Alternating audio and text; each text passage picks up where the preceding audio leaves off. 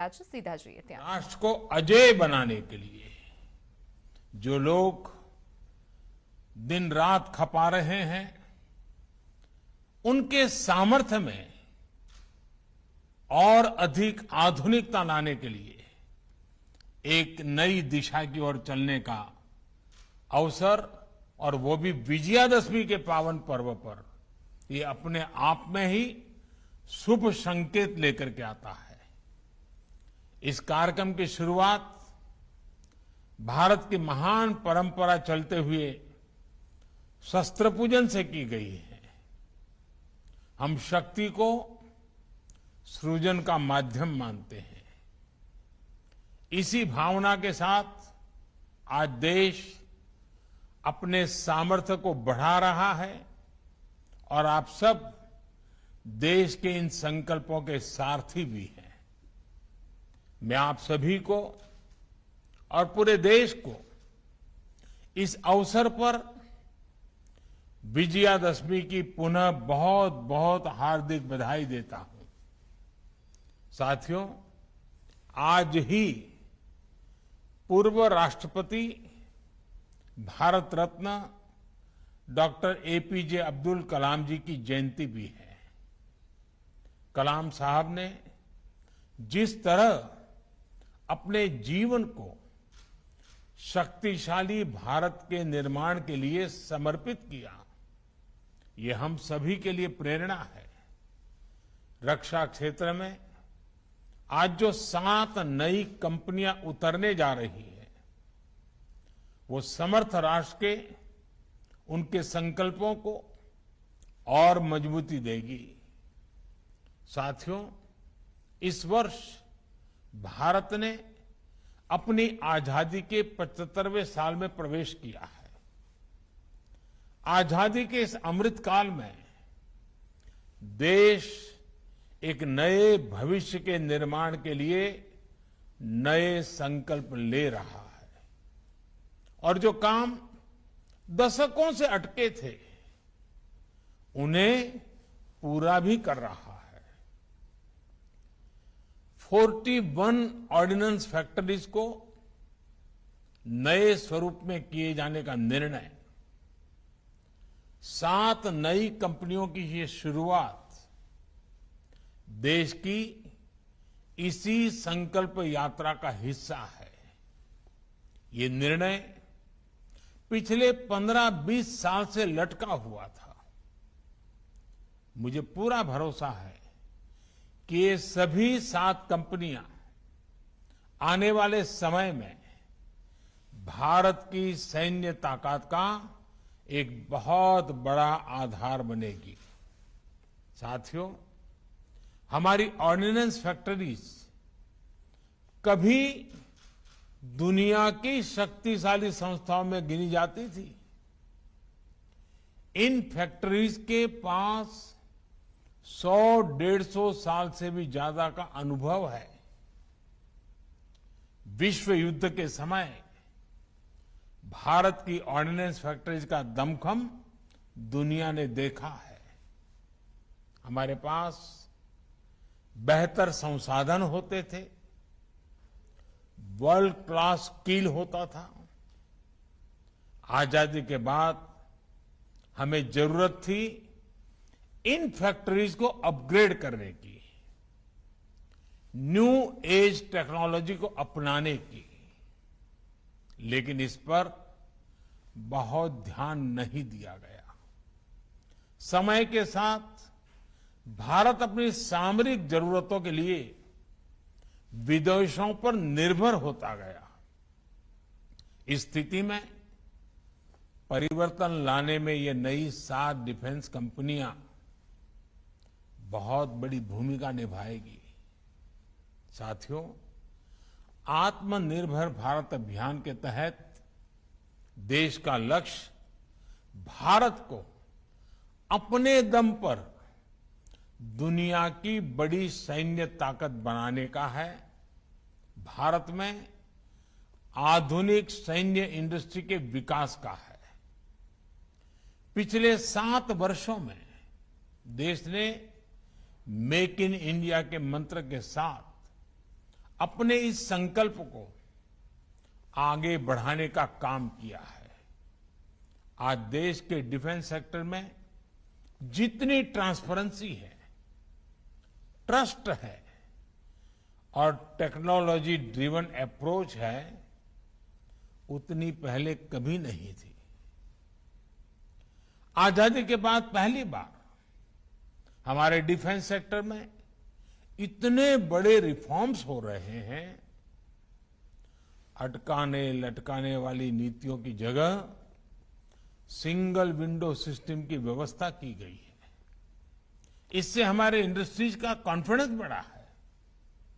हमारी अपनी भारत की कंपनियों ने डिफेंस इंडस्ट्री में भी अपने लिए संभावनाएं तलाशना शुरू किया है और अब प्राइवेट सेक्टर और सरकार साथ मिलकर राष्ट्र रक्षा के मिशन में आगे बढ़ रहे हैं।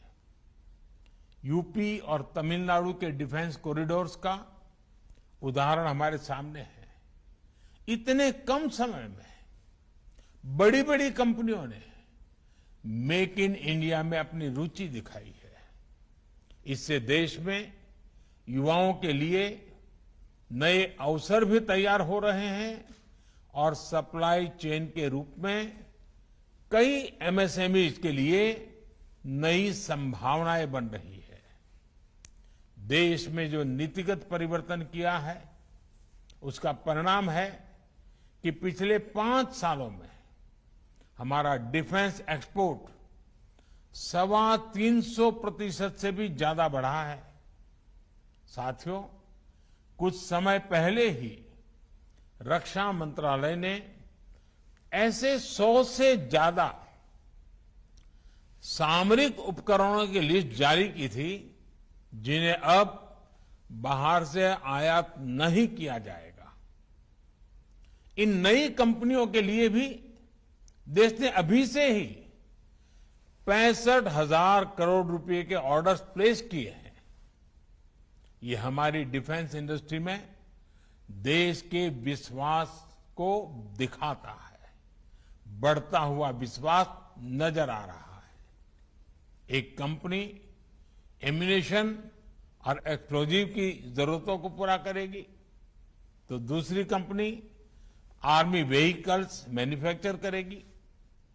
इसी तरह एडवांस वेपन्स और इक्विपमेंट हो, ट्रूप्स कंफर्ट आइटम हो, ऑप्टिकल इलेक्ट्रॉनिक्स हो या पैराशूट, हमारा लक्ष्य है कि भारत की एक एक कंपनी न केवल इन क्षेत्रों में एक्सपर्टाइज हासिल करे बल्कि एक ग्लोबल ब्रांड भी बने।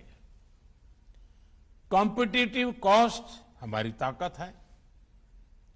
क्वालिटी और रिलायबिलिटी हमारी पहचान होनी चाहिए।